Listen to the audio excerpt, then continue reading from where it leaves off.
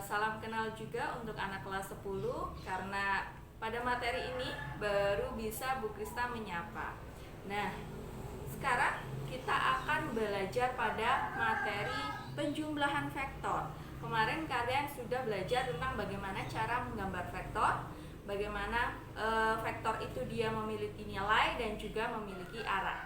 Nah, misalkan sekarang kalian lihat di sini ada 3 vektor, yaitu vektor A, B, C yang arah dan nilainya berbeda-beda.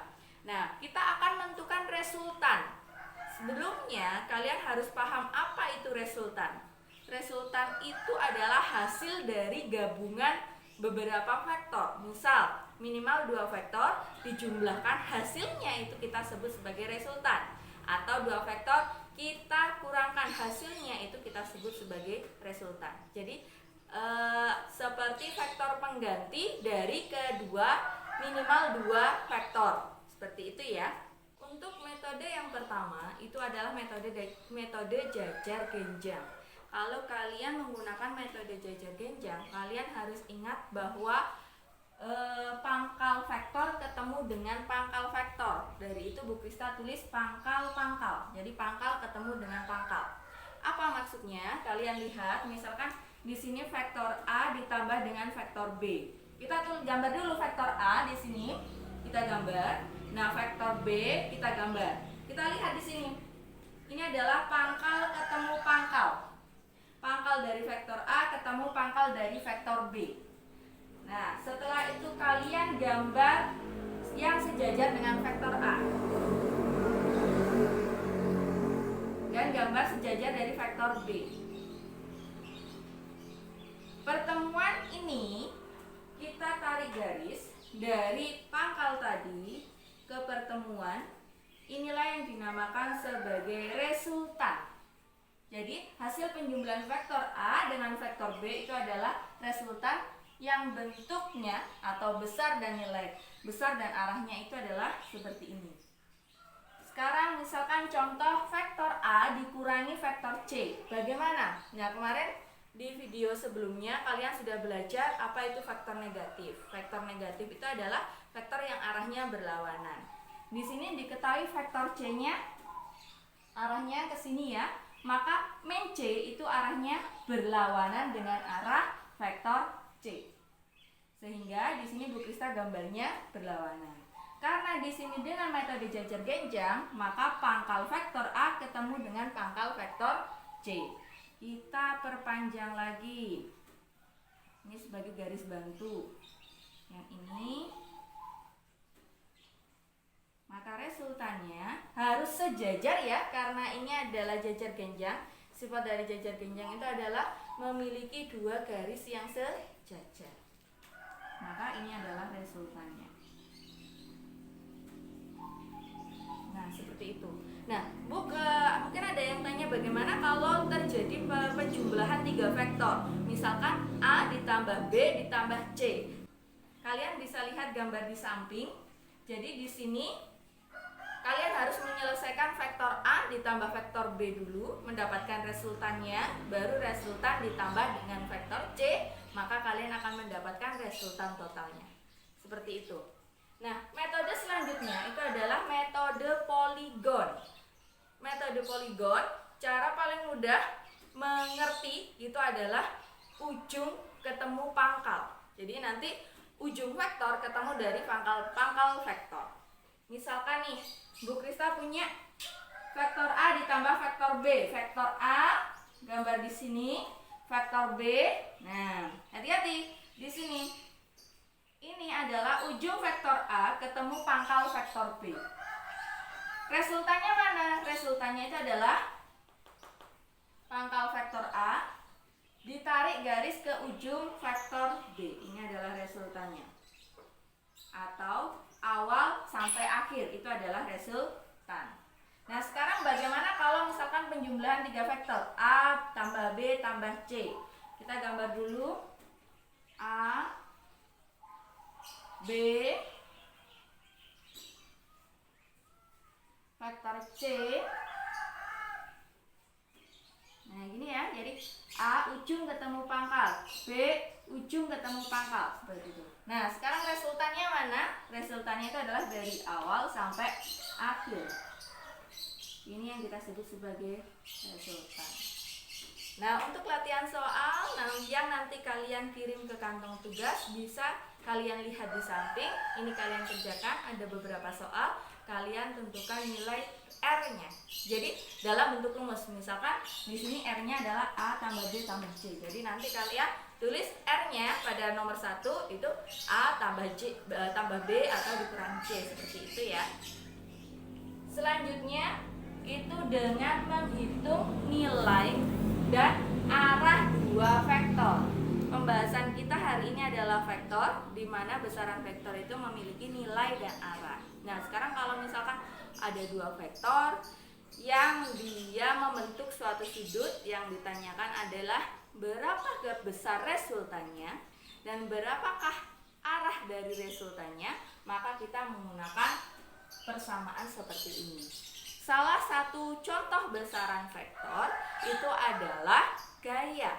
Jadi di sini Bu Krista simbolkan F. Apakah tidak bisa kita simbolkan V? V itu adalah simbolan dari kecepatan? Boleh. A kecil, simbol dari percepatan? Boleh. Jadi ini hanya simbol saja. Selanjutnya, kita misalkan di sini ada gambar vektor pertama S1, F2 yang membentuk sudut theta, maka dengan metode jajar genjang resultannya seperti ini ya. Kalian ingat pembahasan ini tadi. Nah, untuk mencari besar resultannya, kalian bisa menggunakan persamaan R1 kuadrat tambah F2 kuadrat tambah 2 kali besar R1 kali besar F2 cos theta. Bu, aku nggak tahu apa itu cos. Mungkin kalian belum mempelajari ini ya. Sin cos tangen nilainya dapat kalian lihat di tabel sebelah ini, di mana yang perlu kalian hafalkan itu adalah sin 0 nilainya 0. Itu ya, sin 0 nilainya 0. Habis itu setengah akar 2, setengah akar 3, 1. Untuk cosnya itu kebalikan dari sin nilainya. Jadi nilainya kebalikan ya. Jadi sin 90 sama dengan nilainya cos 0. Jadi dibalik, nilainya dibalik. Untuk tangan juga kalian bisa lihat, ini adalah sin cos tangan pada sudut-sudut istimewa. Nah, selanjutnya jika sudutnya itu istimewa yang lain, misalkan 0 atau 180 derajat, kalian bisa berpatokan pada sumbu kartesan. Apa itu sumbu kartesan? Di sini ada 4 arah, di mana arah ini adalah menunjukkan X positif, ini X negatif, Y positif, Y negatif. Misalkan nih, Bu Krista punya vektor ini A yang arahnya X positif dan B arahnya X positif.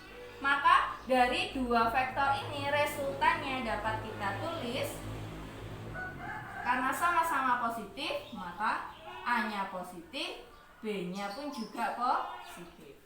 Tinggal kita jumlahkan saja, ya.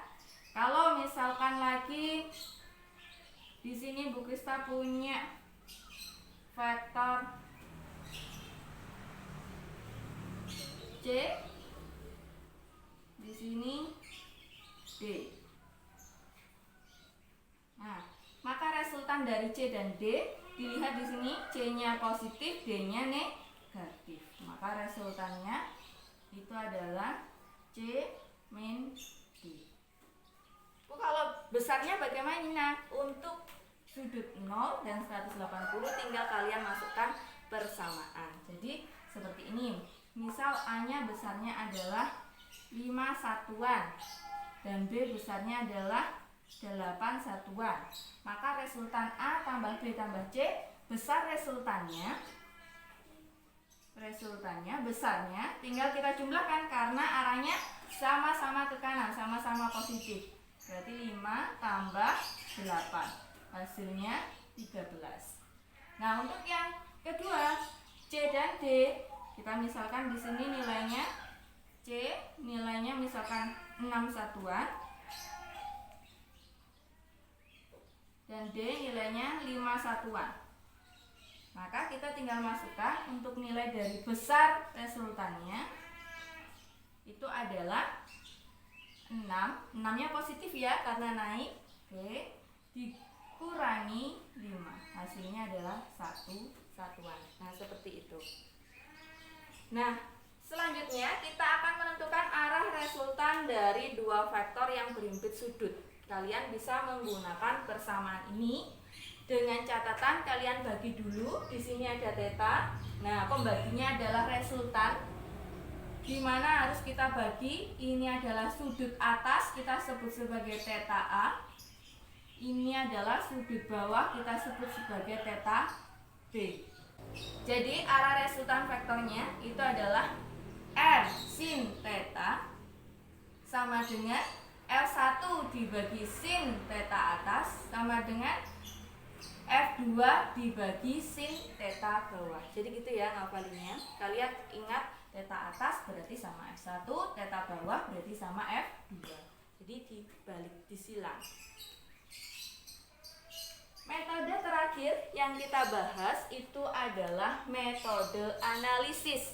Ada beberapa langkah dalam menyelesaikan suatu persoalan dengan metode ini. Langkah pertama itu adalah gambar vektor pada sumbu kartesan. Jadi sumbu kartesan itu adalah XY. Harus kalian gambar arah X dan arah Y-nya. Habis itu kalian lihat langkah yang kedua. Adakah vektor yang sudah dalam jalan kebenaran atau belum? Apa maksudnya jalan kebenaran? Nanti kalian lihat di contoh soal. Yang ketiga itu adalah vektor kita uraikan.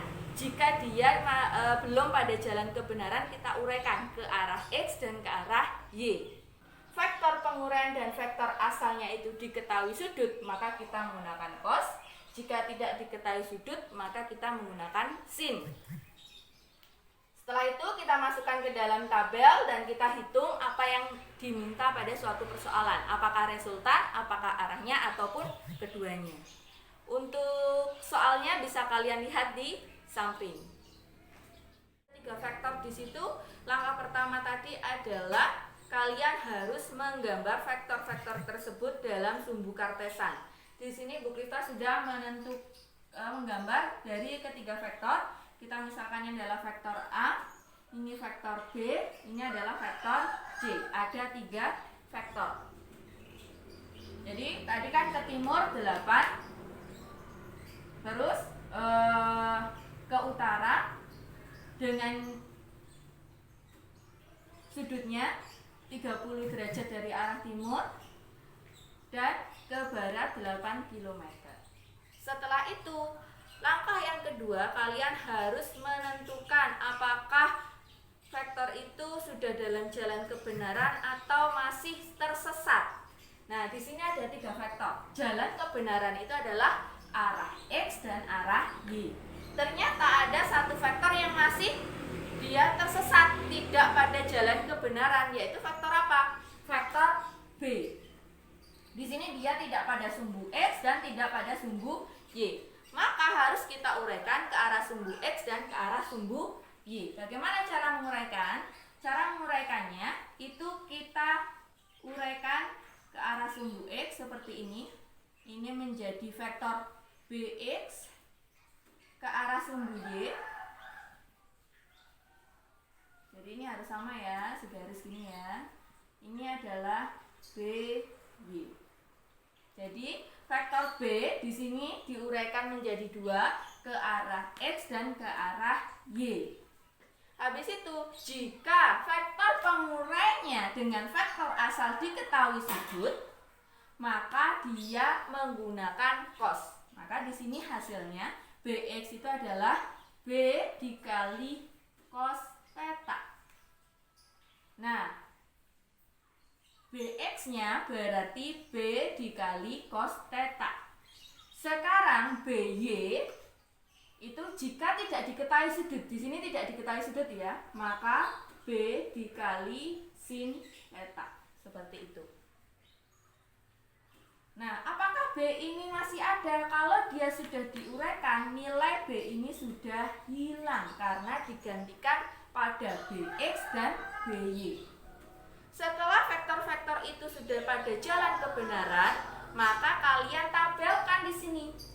Vektor A, vektor B, vektor C. Vektor A yang ada hanya pada arah X. Maka di sini ditulis nilainya berapa? 8.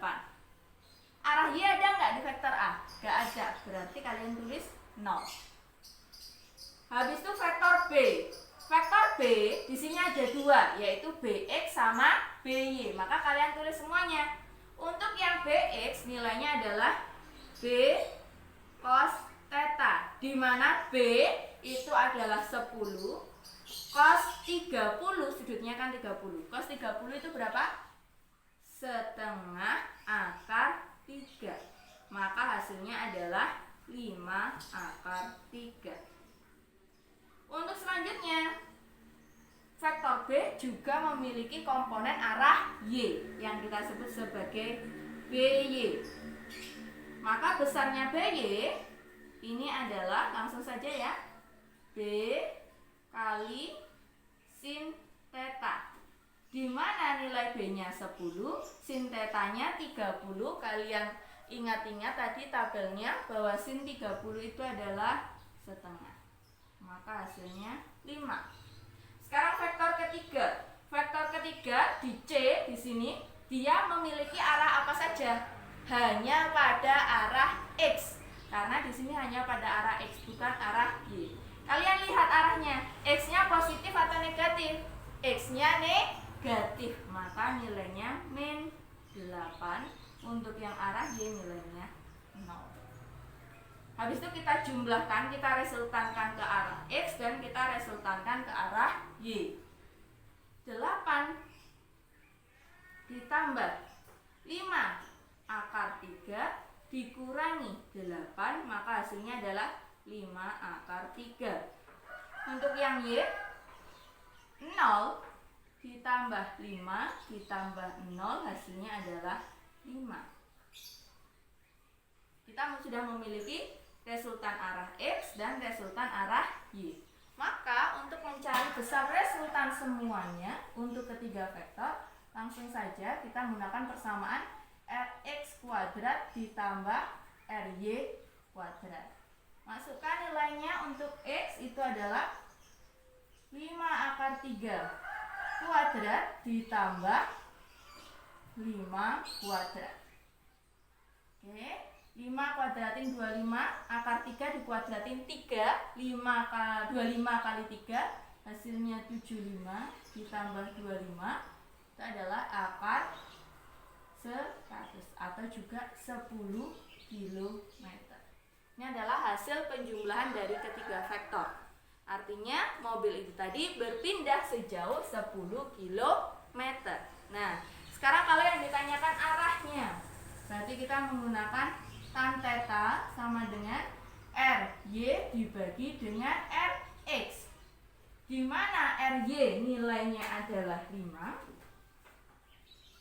dan Rx itu nilainya adalah 5 akar 3. Bisa disederhanakan, tinggal 1 per akar 3. Ini adalah nilai dari tan theta. Maka tetanya itu, ini bacanya anti tan, 10. Maka nilai tetanya adalah 30 derajat. Seperti itu ya. Semoga kalian bisa. Untuk pelatihan soal yang kedua bisa kalian lihat di samping, kalian kerjakan dan kalian kirimkan ke kantong tugas. Selamat belajar anak-anak. Semoga materi ini penjelasan Bu Krista dapat membantu kalian dalam belajar daring di rumah. Terima kasih. Assalamualaikum warahmatullahi wabarakatuh.